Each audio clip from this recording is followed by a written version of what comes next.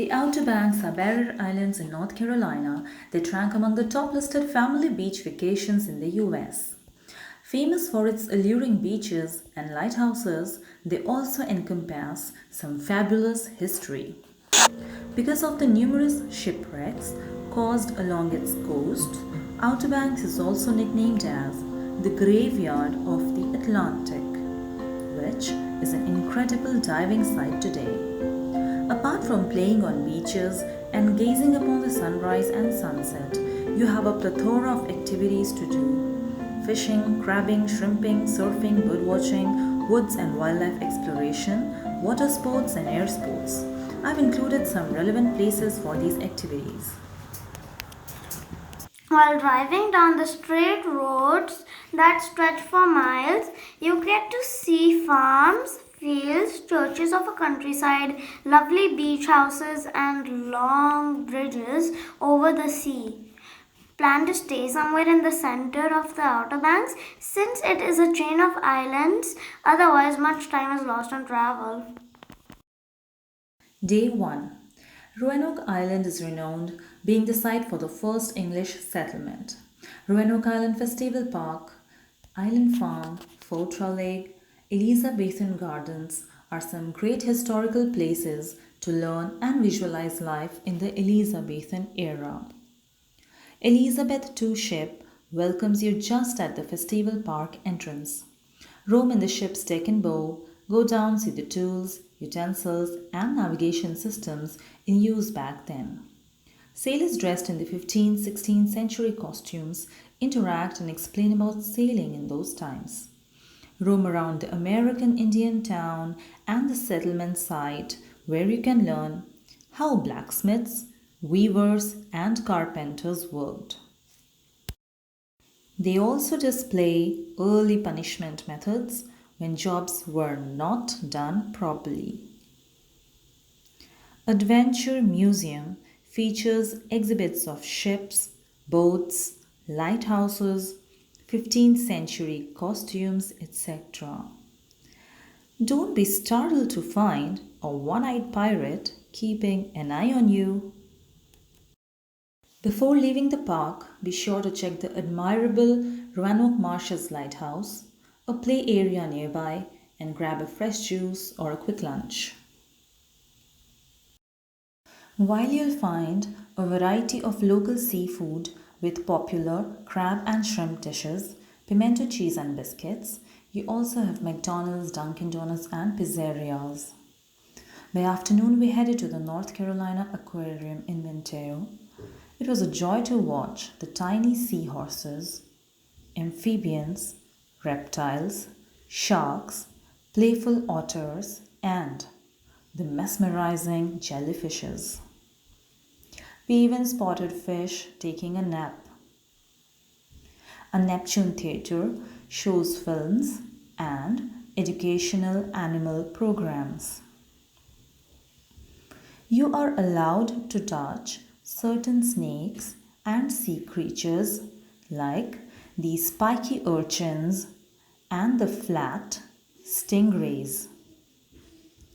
A unique feature is the STAR, that is, Sea Turtle Assistance and Rehabilitation, where they demonstrate sea turtle conservation efforts and children learn how to take care of injured turtles.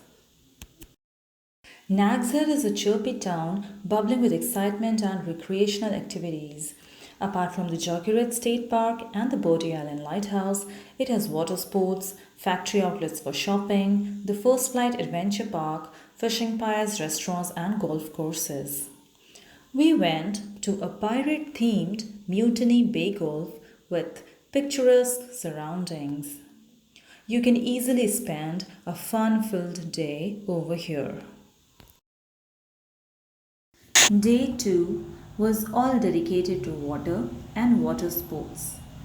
There are many water sports available: jet ski, kayaking, parasailing, surfing, banana rides, etc. We chose to parasail with the Kitty Hawk's Water Sports.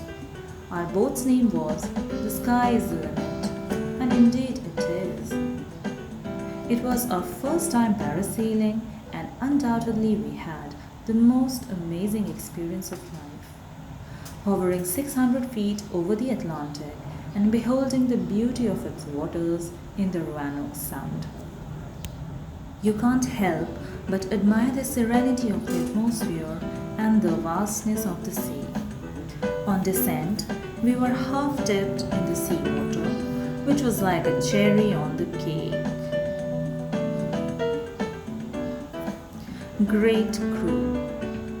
Our parasail lasted for about 10 minutes.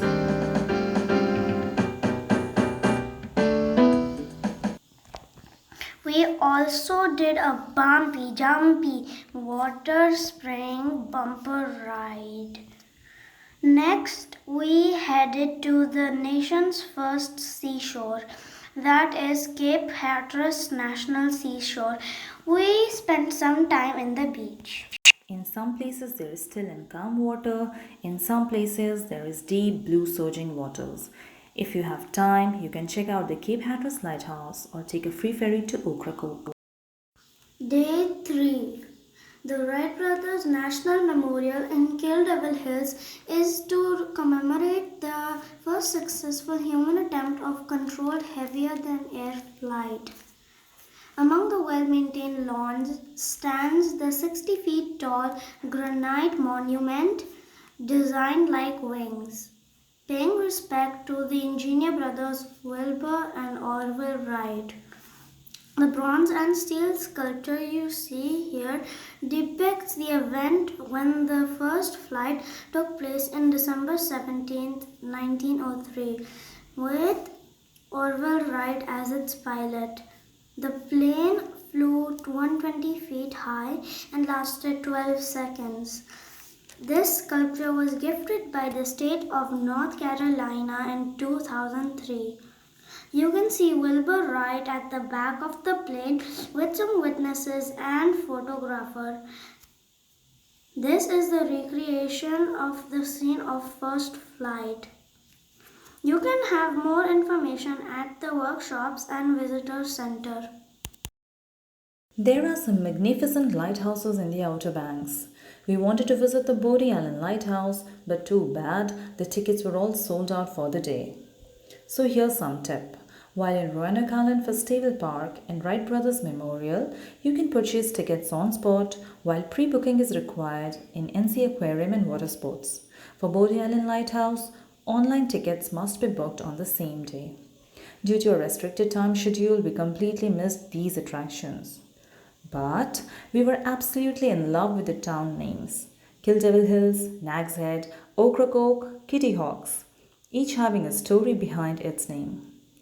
These are some souvenirs we brought from the Outer Banks, like these construction blocks, fridge magnets, souvenir coins, some jewelry, and a wooden toy pirate chest. I'm Rebecca. And I'm Arel. And we wish you happy vacationing and the best of health.